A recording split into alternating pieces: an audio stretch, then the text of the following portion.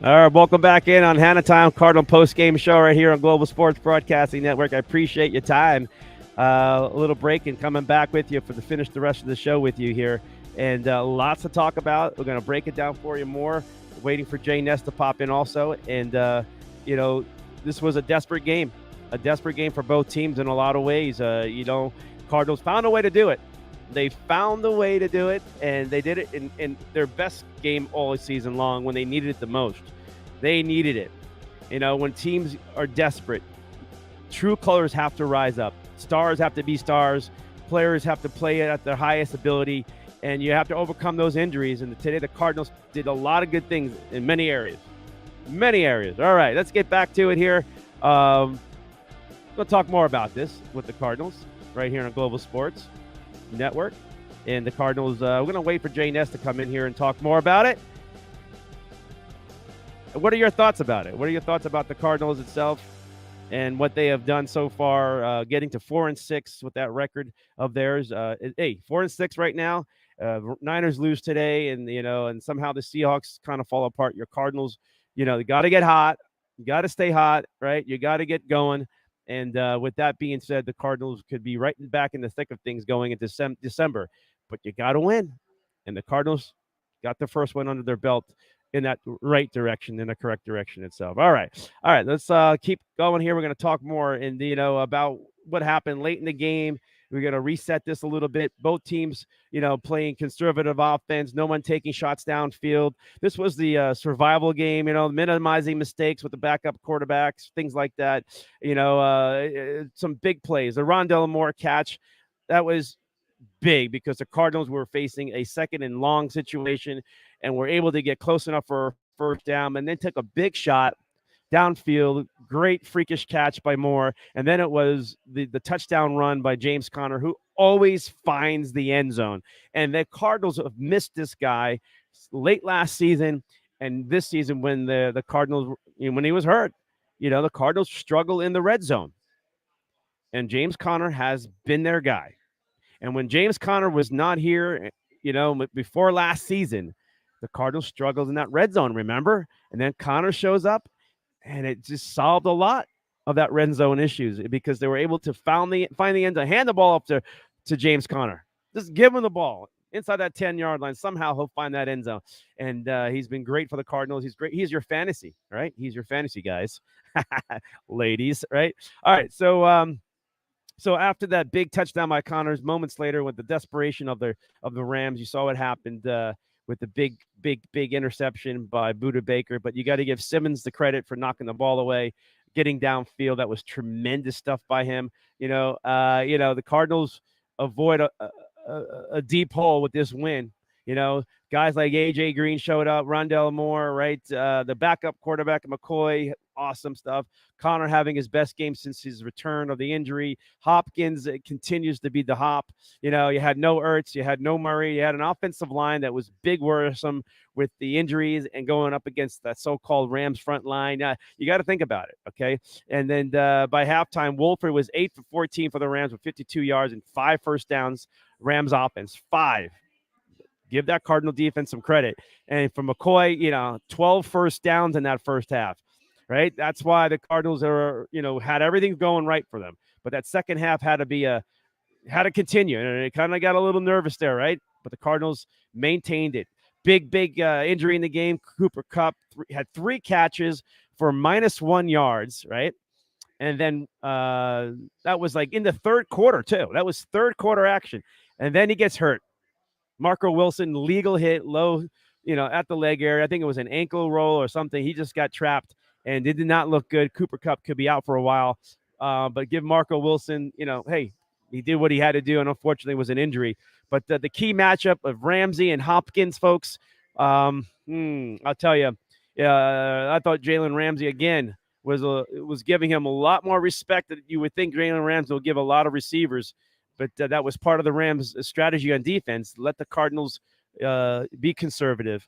Don't let the big plays get you, right? Because Hop is the big play. The Cardinals took advantage of it. McCoy found the way to get the ball. There was some pressure, but it didn't feel like the Rams were just all over McCoy, right? It didn't feel that way.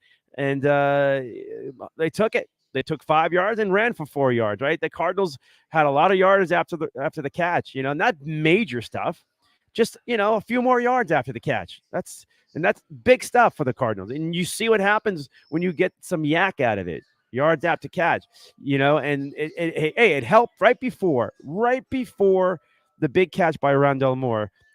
Cardinals had a big completion and some yak yardage right after the catch, and it got like a 3rd and 3 or whatever it was, whatever. And then the catch by Moore, and then the run by Connors itself. So the Cardinals, defense was great, controlling the game, dictating the game. The Rams offense struggled with the backup. That was obvious defense, easy. Just play a lot of people at the line of scrimmage. Both teams knew that, right? Play tight in the box kind of stuff, knowing the quarterback situation. The Rams at one point in the first half had 3 and outs, right? And then after that third one, they had a 4th possession and they fumbled the ball. Big play right there on the fourth possession after the 3 and outs. So the Cardinals right there for those 4 possessions, 3 and out, and then that fumbled. That's how good they were playing. But it wasn't difficult defensive strategy.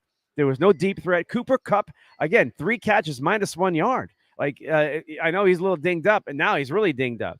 The Rams just had no offense, no running game. There was no quarterback, and even their star receiver and tight end, everything. The Rams are really limited. And even if Stafford comes back, right, do you expect the Rams just magically find it again? I don't think so.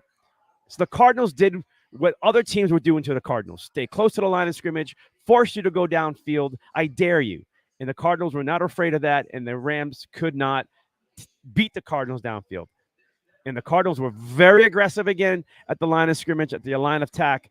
They were always in the backfield, too. That's great to see that. That's going to change, though. That's going to change when you look at teams like the Chargers coming in town, right, or the Niners coming up, right? That's a different offense. The Cardinals' defense is going to get challenged, but your confidence is there.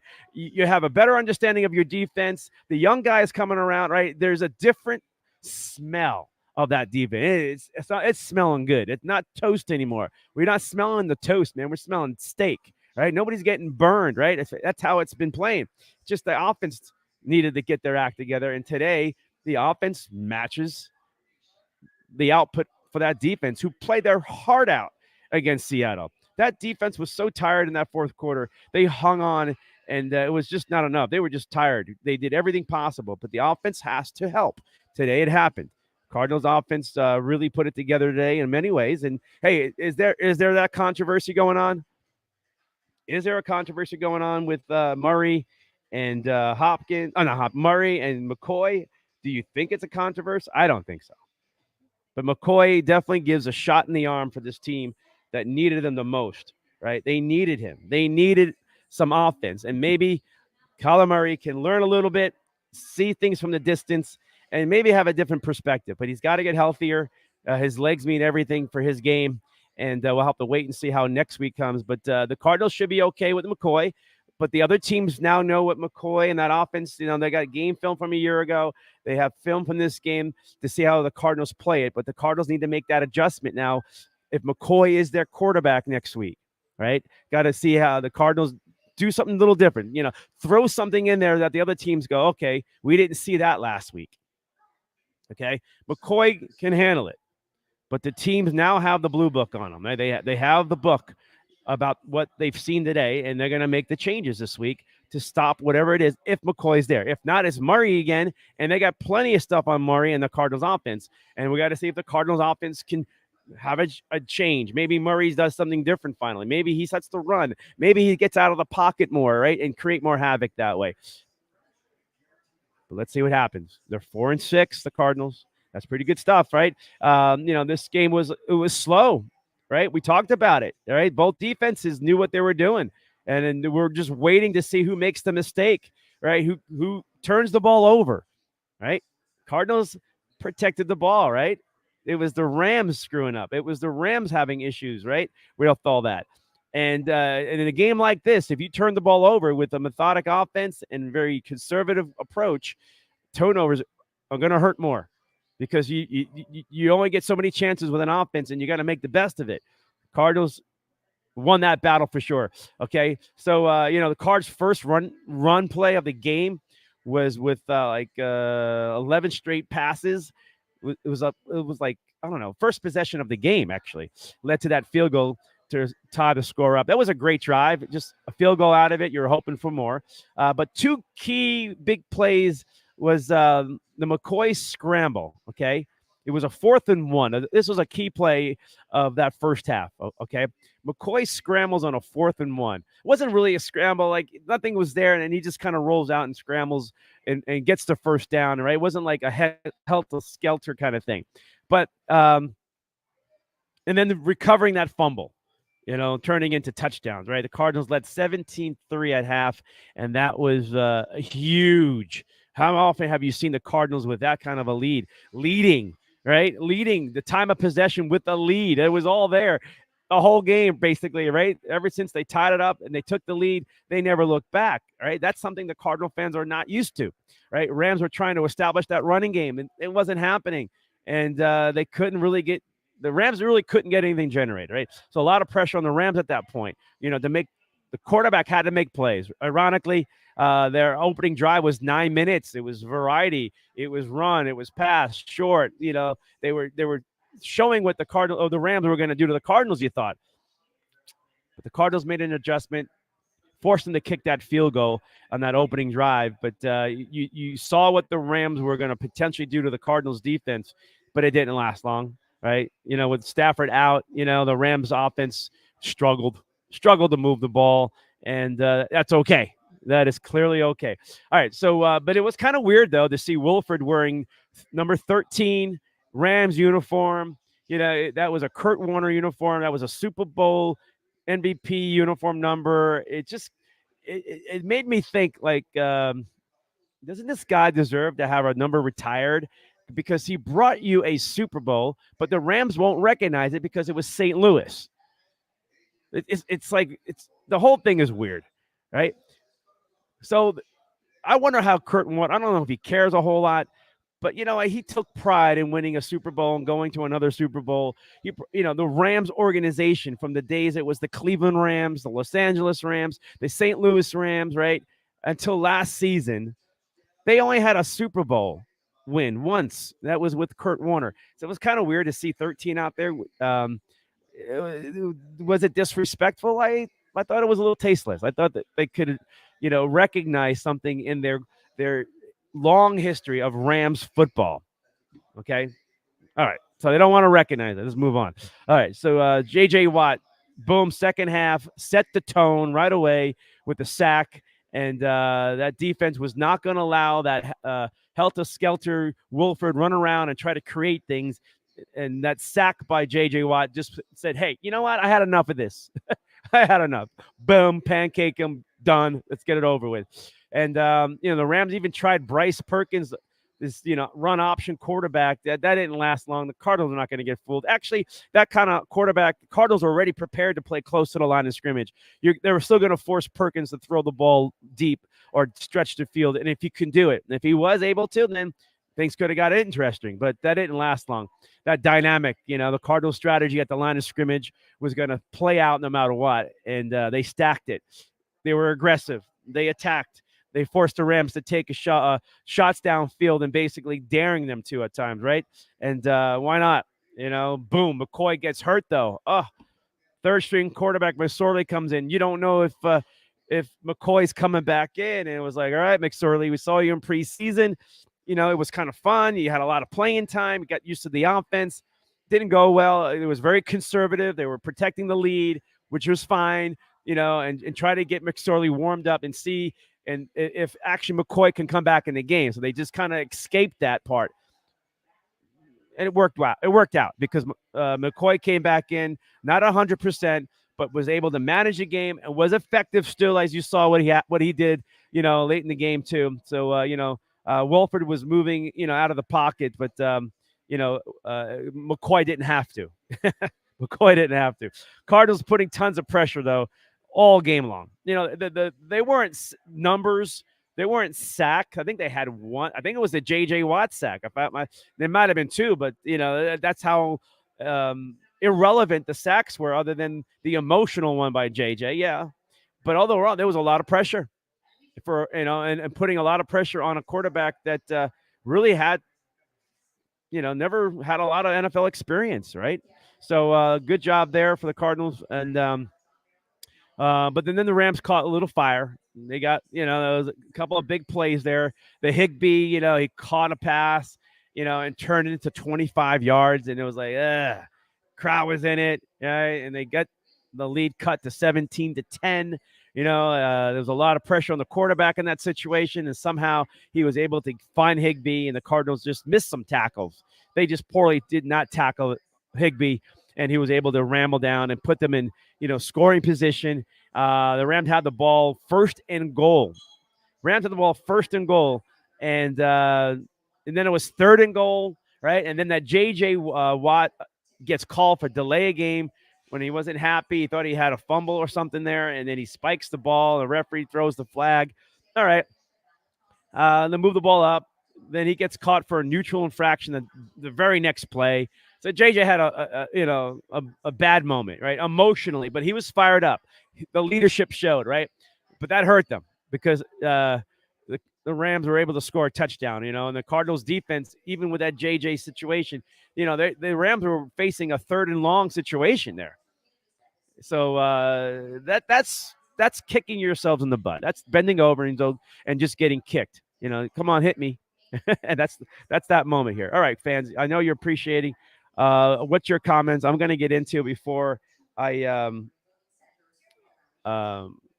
get finish off with all my comments, but I want yours, okay? I definitely want to hear from you. Hey, Jay, pop on in, Jay. I want to grab the link. Jay Ness is there. Jay, grab the link from right there on the post itself, even if it's on the Facebook one. Grab it, click on it, and just jump right in, okay? All right. Ali in the house. Hey, Ali. History has it that McCoy is a good one for one game. Yeah, maybe 2 games. Right. We definitely need to talk about that. And maybe one more game. The Cardinals can get away with it, Ali. But that the other teams now can prepare a little bit more for McCoy. It's up to the Cardinals to make some adjustments so it doesn't look so similar to what they did today. Okay. But, you got to take it. The Cardinals took the win. They earned it. Casper in the house. Karen in the house. All right, Karen. Christine in the house. And then Ron Sanchez. Lisa in the house. Guys, your comments are greatly appreciated. Let me know how you feel. All right. And hey, Nora, how are you there? Just a few names there. I know there's more to it, and I appreciate you guys popping in. Okay. I definitely want to see if Jay can get in. I don't know if Jay was. Let's see. I think Jay, if you can get on the Facebook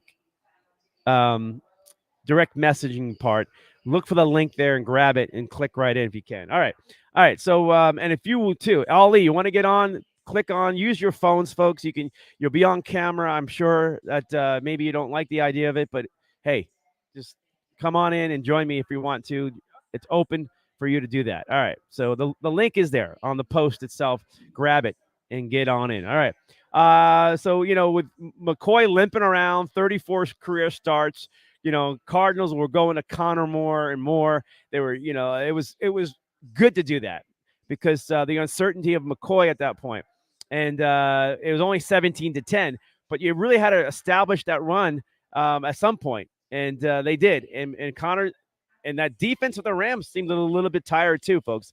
The Cardinals did a good wear and tear on that defense. So it's Connors, and it was a Hopkins combo that you were watching. Hops makes a big needed catch, or I don't know, after Connor's big run, but that was later in the game. And the Rams defense forces Cardinals to punt, though. The Cardinals seemed to have something going, but McCoy didn't look comfortable yet, and it was almost a little too conservative, right? But it was too close to call because it was 17-10. The Rams had the mojo feel going, and we'll see what would happen at this point. Cardinal fans on the edge of their seat, and that evaporating 14-point lead seemed to be in the balance with the Rams getting the ball back. But the Cardinals defense makes the stop, right? And they get the ball back. And they get it back good, okay? And that injury to Cooper Kupp seemed to also, late in the fourth quarter, I should say, took some emotional. You can see it too. I mean, if there was going to be a comeback, Cooper Kupp needed to be a part of that. But for some reason, they couldn't find the guy. They could not find Cooper Kupp. And again, I'll remind you, 3 catches, -1 yards right before he got hurt. And Cardinal fans need to take note of that. Of course, it was a backup quarterback, but still, McCoy's a backup quarterback, and he did his job. All right, let's talk about some numbers and some stats here as you guys are mojoing in with me too. Let's go to the team stats. Let's do team stats. You want to do team stats or you want to do individual? Let's go defensive individual. Defense individual stats. All right. Hamilton had 11 total tackles for the Cardinals. Antonio Hamilton, 10 solo. All right. Had a great game. I don't know if you even noticed that, but I did. Isaiah Simmons. Isaiah Simmons has been waking up a little bit. It's been a struggle, but he had 7 tackles. 7 of them were solos, right? He had that deflection that caused that interception. Great game, but he wasn't challenged a whole lot. That defense wasn't challenged a whole lot. So it feeds into them a little bit, okay? Who else had a big day? Neiman had 6 tackles. How about Sanders, right? Had a big day too. Had a sack also. Zach Allen still playing well. 4 tackles, but the disruption, the pressures that these linemen were putting on, Zaven Collins, was a little dinged up and tired. Somewhat effective. Marco Wilson, we didn't hear a whole lot of these defensive backs getting beat today, did we? J.J. Watt had a few tackles. Jalen Thompson had a few tackles, but you look at Isaiah Simmons and Antonio Hamilton and Ben Neiman making some tackles out there, and Sanders. I mean, the guys stepped up and played and made plays that they had to. Cardinals scored, 10 points in the fourth quarter. The Cardinals have a knack of finishing their halves. They scored 14 in the second quarter, and they scored 10 in the fourth quarter. So they finish strong. They start off slow in each of the first and the third quarter. So those crooked numbers, and the odd numbers, I should say, of the quarters, Cardinals just struggle for some reason getting out of the locker room. But they got to change that. They got to fix that because things could be a lot better if they know how to come out of the locker room fired up itself. All right, so we'll stay with individual numbers itself. Okay. Let's see here. Let's go back to receiving yards. Because we know what Hopkins did. We know what Moore did. Moore had 9 catches. Hopkins had 10. I mean, Rondale Moore, right? And he was used down the field, with that big catch. It was 192 yards total. I'm looking at it right now for those 2 receivers. That's huge. We haven't seen that in Arizona in quite a long time between 2 receivers. And, both guys averaging 10 yards a catch, right? The longest of 25 and 26 for each guy. Okay, targeted 14 times. Hopkins was targeted 14 times. Last week, where was he? Where were the targets, right? You can blame it everywhere. You also got to give the Seahawks defense some credit, too. But Rondale Moore was targeted 13 times. All right, and then it dropped off significantly there. But, James Conner got a couple of his pass catches, and A.J. Green, the big touchdown pass, using his long, lanky body. That's what you do with A.J. Okay, AJ, we were hard on you a couple of weeks ago when you should have just jumped and leaped up and make the catch, and you didn't do it, and it turned into a disastrous play. This is what you needed to do. This is your job, AJ. What you did today in the red zone, in those areas, and scoring by the goal line, you are the jump ball dude because you're good at it. And it showed it today. There's not a lot of lanky, long defensive backs. You're a long, tall receiver that has good hands. That's your job, okay? You are a red zone guy. Be awake. Be alert. Ball should be coming to you more, I hope, because he can make those plays often. And, he's kind of clutch. AJ's clutch. If you think about what he's done for the Cardinals, you all talk about that Packer game. And that was just miscommunication. And sometimes I think it was even Kyler Murray maybe screwing that up because of changing the play. So I think there's both blame to be put there. But overall, AJ has come up with some big catches. He just makes a few catches a game. But, one of them always seems to be a big one, big moment, a touchdown, things like that. So AJ Green, effective. Greatly effective. All right. But it wasn't like a whole slew of guys offensively. It was Moore, Connor, Hopkins, and a little splash of AJ Green. Other than that, that's, it worked. it worked. Connor had 69 yards, 21 carries, but most of it was second half. Where it meant a lot. When the Rams were making their big push. Okay, and Ingram had one for 5 yards. That was a little breather, but hey, that was an effective 5-yard run. And then you go to Colt McCoy. These are his numbers. He threw 37 passes, right? Did you think the Cardinals, with the backup quarterback, had to throw 37 times? You don't want that. But it's hard to run the football when everybody knows that you're going to try to run the football and establish the short conservative game. 26 for 37, okay? 238 yards, okay? And he got sacked twice, but his quarterback rating was a 90, 95, 96. Pretty good stuff, right? 90, almost a 97 overall. All right, so effective, managing the game.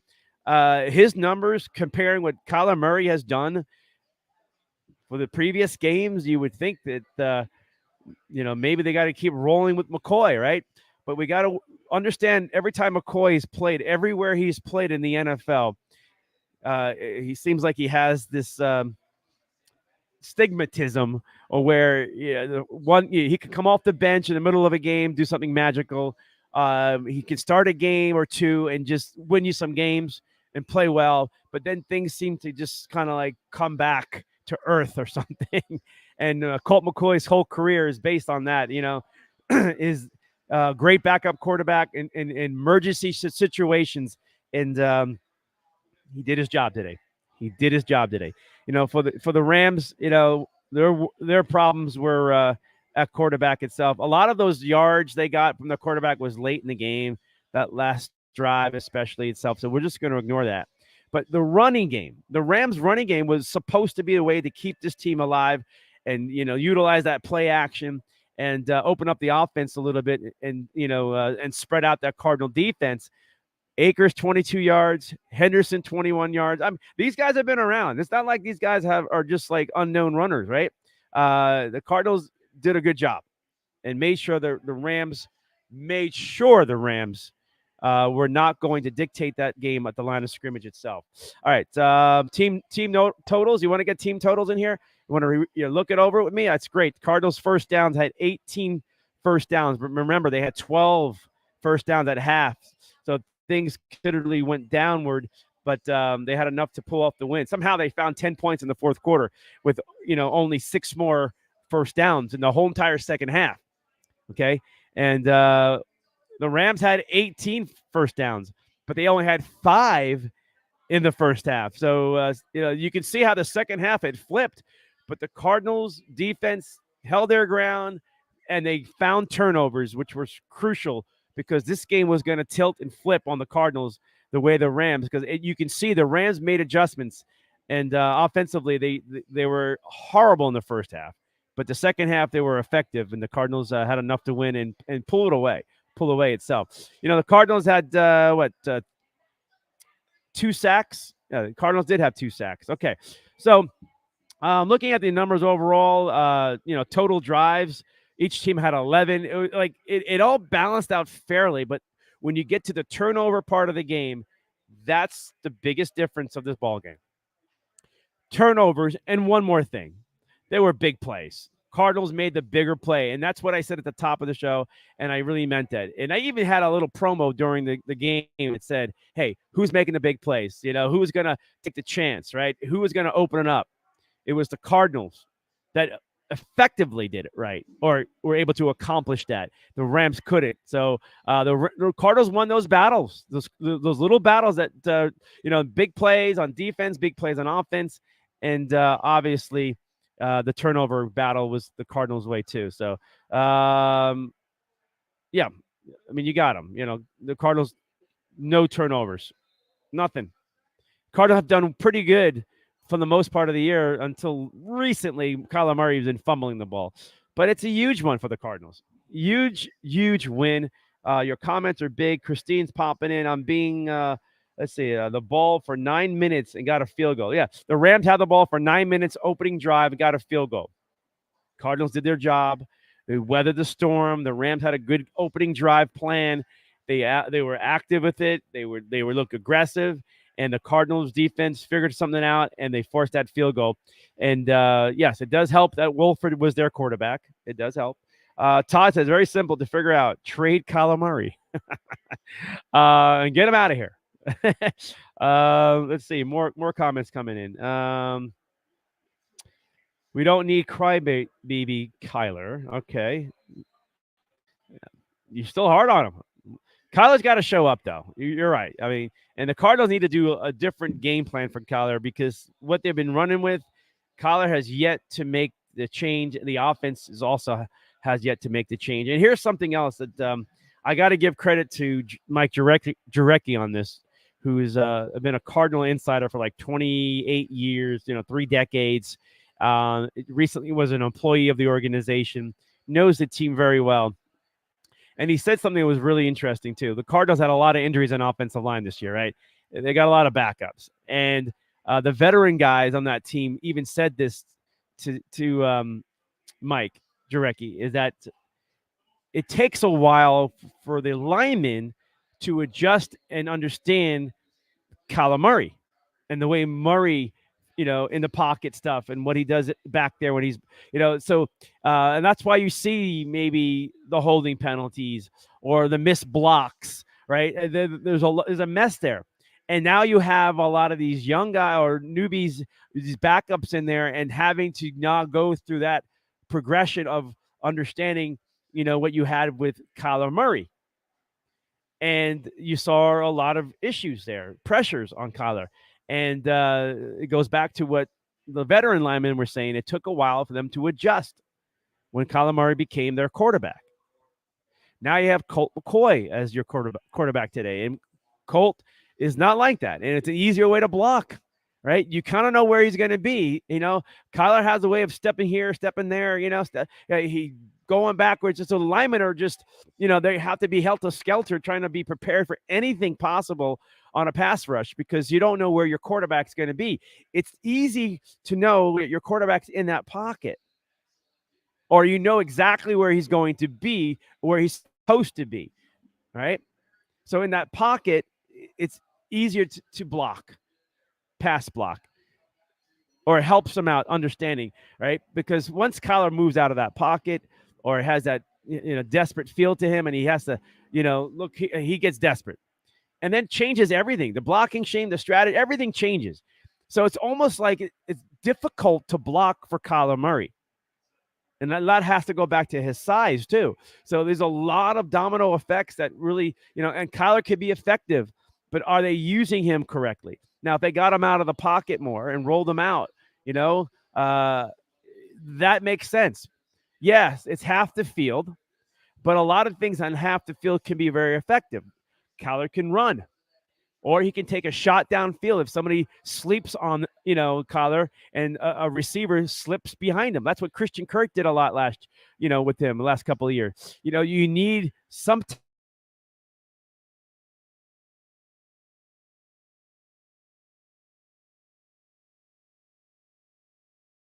take off, do your running, okay? You may have an option to throw check down on that rollout just in case, okay? Or you're going to find somebody breaking open, because when you get a quarterback out of the pocket that has a threat with his legs, that Kyler will take off and he can get chunks of yardage as long as he holds on to the football. That will bring in those defenders, right? And what happens is even the receivers have to come back to the ball. They see Kyler rolling out, right? And they drag themselves back in. And if Kyler just takes a step up, right, that one moment can freeze a linebacker, can freeze a defensive back, a safety, or something like that. And you can get a receiver slipping behind, 20 yards behind, and boom, you got a big play. All right. And if it's not there, you don't have to throw it away unless it's, you got everybody on you. Take it upfield and slide. Okay. Or it's a bigger hole. You can break down defenses, coverages with that rollout. Okay. That's Kyler Murray's game. I know Mike Jurecki said it here locally. Mark Lewis, who's been a sportscaster in Arizona for decades, he was talking about it. I've been talking about it. Some of your fans have been talking about it. Kyler Murray's style is to get out of the pocket. Sometimes you can keep him in there, right? You got to have a balance, right? To keep everything honest, but you don't know if he's going left or right, right? That's another pressure on that defense. Get him under center sometimes. Get her under center. Okay. Give different looks. But your goal is really to have, some bootleg stuff too. It's something to get him out. It's not necessary to avoid the pass rush, is to create. But you're also allowing your offensive lineman to get used to a style of play that fits Kyler, but also can benefit those linemen, and things can happen. Okay, things can happen. All right, and hope that makes sense to you. Also, I'm sure it does. I'm sure it does. All right, I'm excited for you here. We still have a few more minutes before we're going to break away. And on this Cardinal post game show, we're live at JJ's Grub Shack here in Mesa, Arizona. Got another game coming on right here. We're going to watch that big game tonight, Sunday Night Football. And if you're a Cardinal fan, everybody's watching it. The division is let's see, Cardinals went 4-6. The Rams, 3-6 now, right? What am I going at? 3-6 Rams, 6-4 Seahawks, and then the 4-4 Chargers, right? Seahawks are in charge at 6-4. They're feeling good, right? Rams lost. If the Niners lose, and they're Cardinals are already behind the Seahawks. The Seahawks are flying home with a rough loss today. The Buccaneers really looked so good today. But for the Seahawks, you know what? They're like, you know what? We play the Bucks, and we still holding on to that lead, and we're okay. Seattle, but Seattle's got some games coming up, and that schedule gets a little tighter and heavier. And we talked about this last week.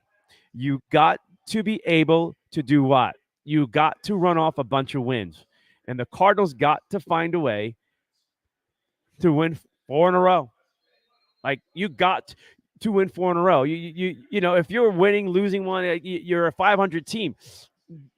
That may get you into the playoffs, or it keeps you around that playoff picture. But at some point, to be a legitimate playoff team, you got to run off some wins. And the Cardinals have yet to really get there.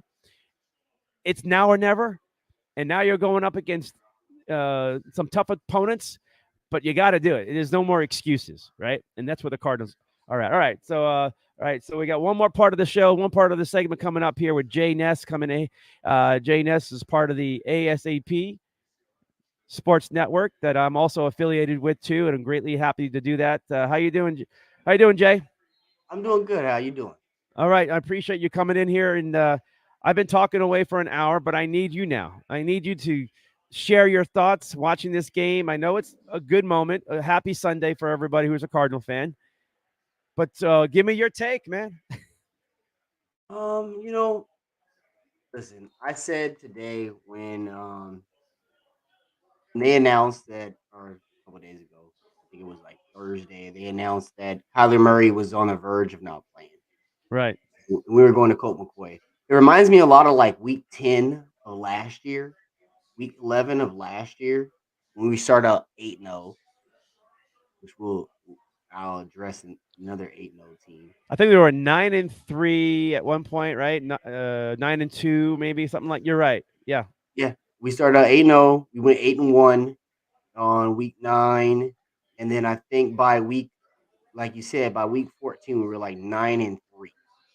Um, but the thing about what I've seen today is what I've been asking for the from the Cardinals for a while is the running game, and that's one of the things and one of the reasons why I think Cliff is in the situation he's in.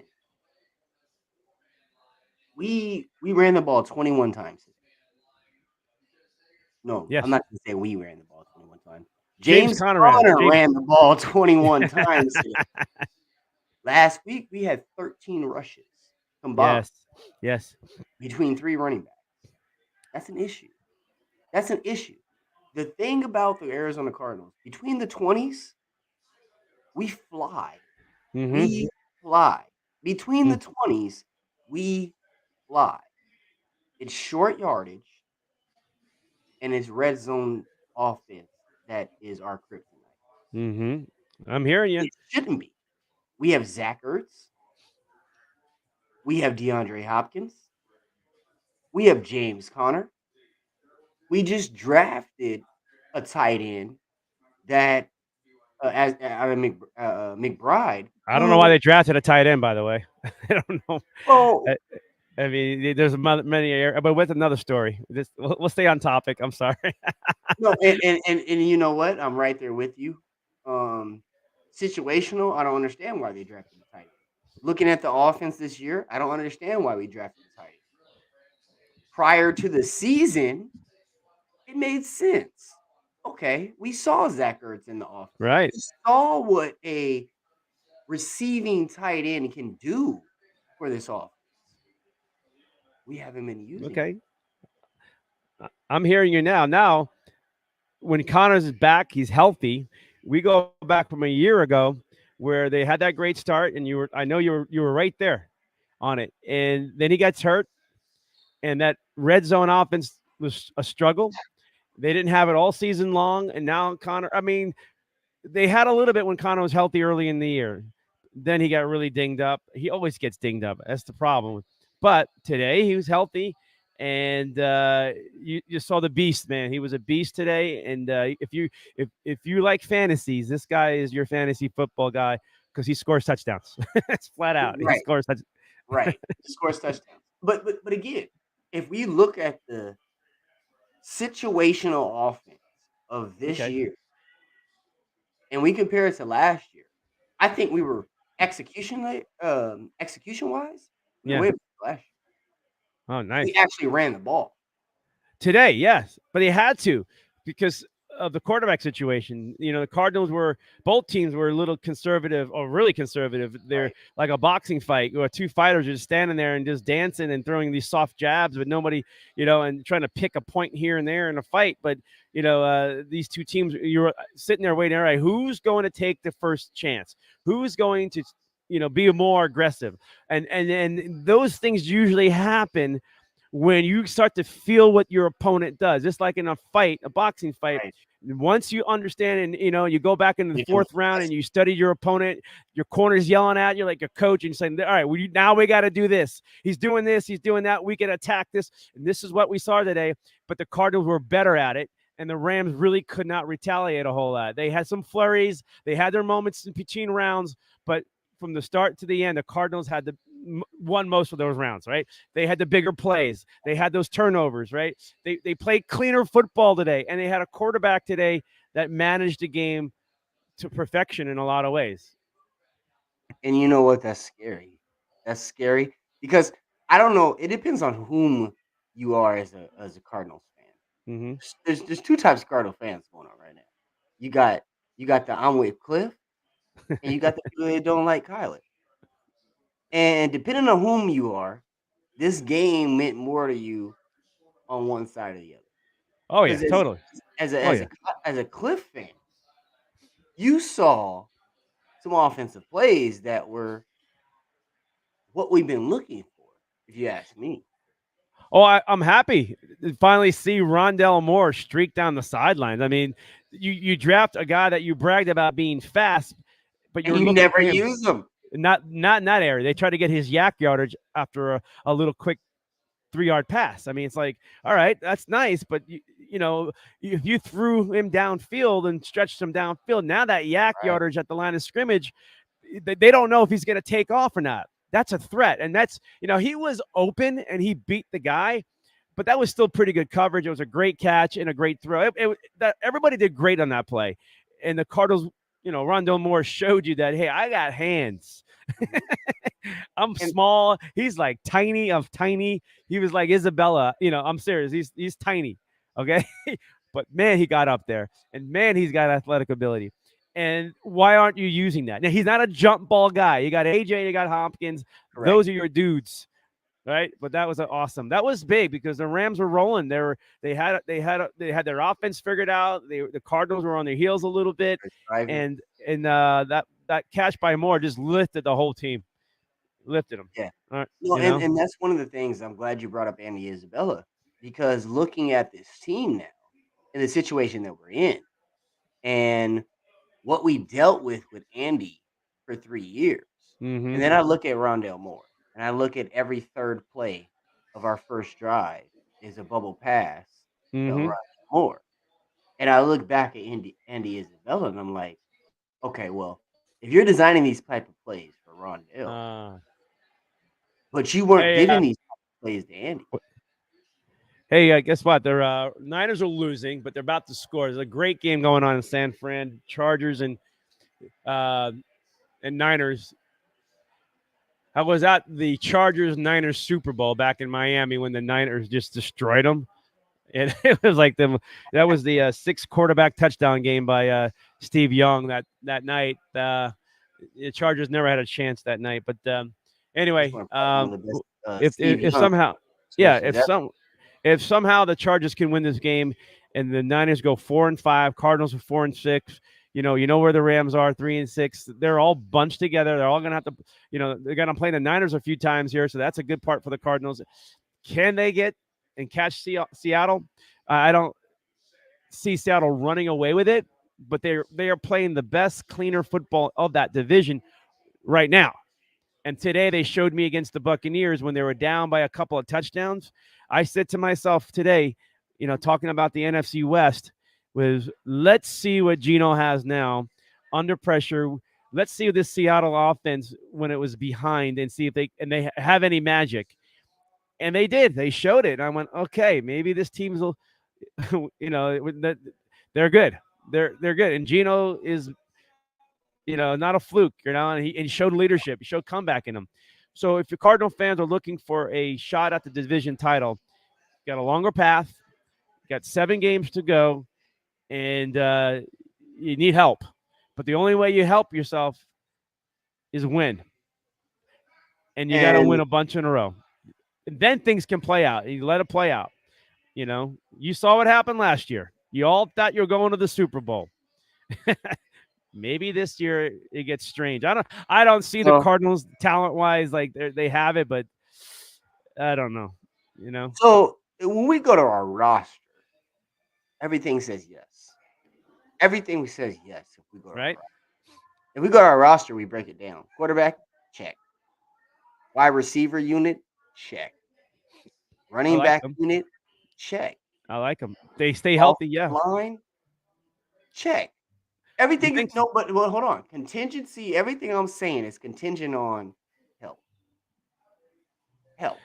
Because if you put Will and you put Pugh and you put Hudson in that middle, bro, we're Well, top 3 middle you're in the talking. league. Yeah, you're talking about guys who are not injured, who are injured. You're right. But Hudson is.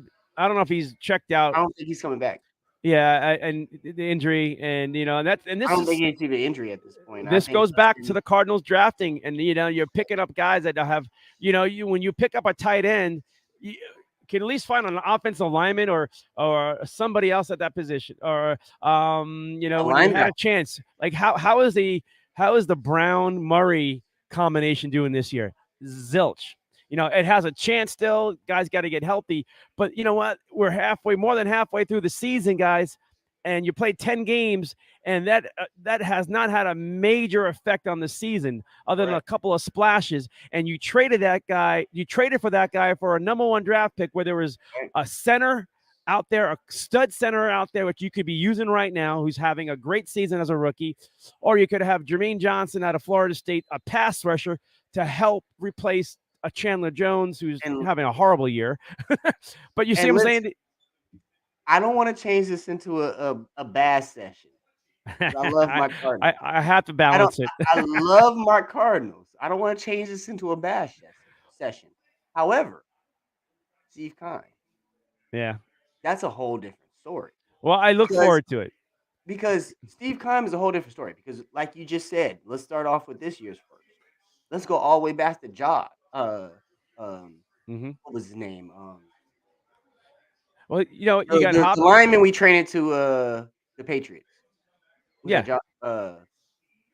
Oh man, what is his name right now? I can't get his name right now. But we can start off in the beginning of Kine. Right. Every first round draft pick that he's had has been a situation. It's never been somebody that we put on the field and we're like, hey, Isaiah Simmons. My bad. Okay. Isaiah Simmons has won one draft pick that we put on the field and said, hey, this was a good pick. Let's see what happens. Well, Everything else, he was a no-brainer, man. They needed a linebacker, but he hasn't really become elite. He had a but that great ain't game on today, Con. But that ain't on Con. right? That was one pick where I could say, hey, first round, Con, you pick this dude. This ain't on you. Right. This was a good pick, good timing, good situation. You had to make this pick. I got you. Isaiah Simmons, I'm gonna give you that. Everybody else, we Nah. have issues. And then we're just in the first round. We have issues every single spot in the first round that Steve Keim has selected. Hey, everybody's having those same issues, around the NFL. The injuries are sky high, in the NFL. It looked like everybody, look at everybody in the NFL. I don't care if you're Kansas City. You know what, Kansas City, we gave you a lot of love. We thought you were a machine, and I don't. You're part of the higher part, the elite part of the teams in the NFL. But look what happened to Buffalo today. Is Minnesota that scary? They're a good team. They are Yeah. part of that elite top five teams in the NFL. But nobody's really scaring you. Okay. And we had all this figured out, we thought, by week 3. No, it's changed a whole lot. And the whole NFL took about 8 weeks. And where are we? Can you legitimately say, besides the Eagles, and we're going to wait it out until they play a tougher schedule? You saw what happened. Cowboys today played a low, struggling Packer team. Very struggling. Right? You saw a lot today. You saw a lot all the last few weeks of football. And here's what I was going to get to. The NFL, like the Cardinals, have obvious, systematic, predictable offenses that have been successful maybe 5-6 years ago, right? Even the Rams with McVay's system. Remember, he won a Super Bowl, right? But they had to basically buy it and trade for it and figure a way around it. But how's it going now, right? But they got there. They got to 2 Super Bowls, right? But everybody wanted to be like that and copycat that. But what they forgot to do along the way until recently, in the last year and this year, is you got to stop it. And teams find ways, no matter what sport you're in, no matter what business you're in, to find a way to beat your competition. And that is, they drafted players to stop those little bubble offenses, and their schemes, their defensive strategies. Everybody's playing so close to the line of scrimmage now, like challenging to throw deep. They're playing a high safety, a cover 2 deep. Like, they're keeping everything in front of you. Everything. So today, watching the Cardinals have been finally playing their defense as if, you know what, we're just going to play close to the line of scrimmage because that's what everybody's doing. They're doing what we're doing, and that's why their defense is good. But that's why Buddha is the number 1 tackler on the team. That's why we see Buddha in the top 20 of tackling in the NFL. That's why we see these type of guys that shouldn't be. And listen, I'm not taking anything from Buddha. Buddha was one of my favorite players in the NFL. But that's why we're seeing these type of guys, these safeties in the top 20, the top 15 in tackling. That shouldn't be happening. That shouldn't be happening. We shouldn't see our safety, our safety net as our leading tackler. But Buddha is different though. He has that Troy Polamalu. He's not as big as Troy. If he was, like Ed Reed, it would have been but he has a Hall of Fame potential shot, because he's a dog looking for his bone. He goes to the ball no matter where he's on the field. He's so fast, so he's got to stay healthy. This guy is lightning fast, and for his size, I'm still surprised he's holding up after this point of his career, because he throws that body around so much. And today, they didn't use him like the way Buddha likes to play. They protected him a little bit. And it was good because they were playing the Rams, who had no quarterback, had no threats. Cooper Kupp had 3 catches, -1 yards right before he got injured today. So the Cardinals had a little break there to kind of keep Buddha on the field, but not ask him to do all that stuff that you're talking about at the line of scrimmage. And it worked out well. worked out well. Yeah. No, and you know what? I'll give Kime some type of praise in this situation because Right. he has put together a great defense. And Kime is in his second, third through fourth rounds has been Yeah. great. He's been great in those rounds. But that's Yeah. not where we find Hall of Famers. That's not where we find difference makers. And at the end of the day, when we look at this Cardinals team, we can pick out where those first round draft picks Mm-hmm. deflated. I can point right now in positions where our first round draft picks deflated and it's causing us issues. So, and then when I turn around and look at our same situation in the division, I see other situations. So, to me, I'm looking at two things this year. I'm looking at guys getting put together that are playing hard, they're playing with heart, but they're playing without a leader that's giving them the right answer. And I'm going to put it back on Cliff because today, if we need to stop putting everything on Kyler. Mm-hmm. 21 again today. Me and you both watched this. Kyler, James Conner had 21 rushes. They He were effective late in the game. They weren't using him a whole lot early on. They were trying. They were to taking what establish the himself. Rams were giving them. The Rams were giving Right. them a short pass. So But once they got up, they yes, drove that down.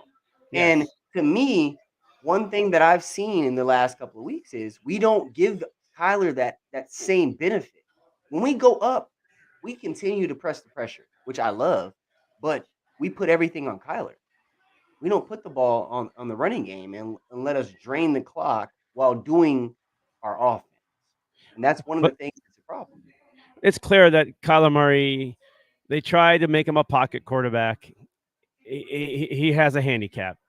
And everybody tried to like, no, no, no. I've been saying this the day they drafted him. I didn't want to draft him because I knew this was going to be a problem, and it played itself out. And we were waiting for hopeful that something would change, but he struggles. You know, you just think about his height, and think about these 6'5" linemen, defensive linemen, and your offensive linemen. And Mhm. when that ball is snapped, right?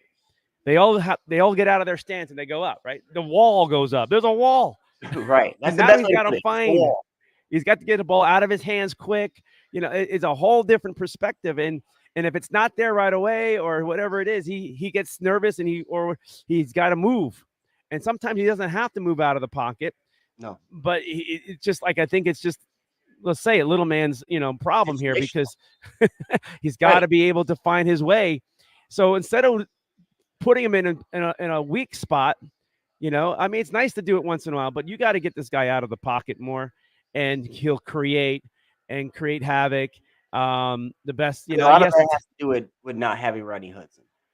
And I'll talk a lot about what we dealt with last year is we went 8-0. Rodney was 8 games straight playing.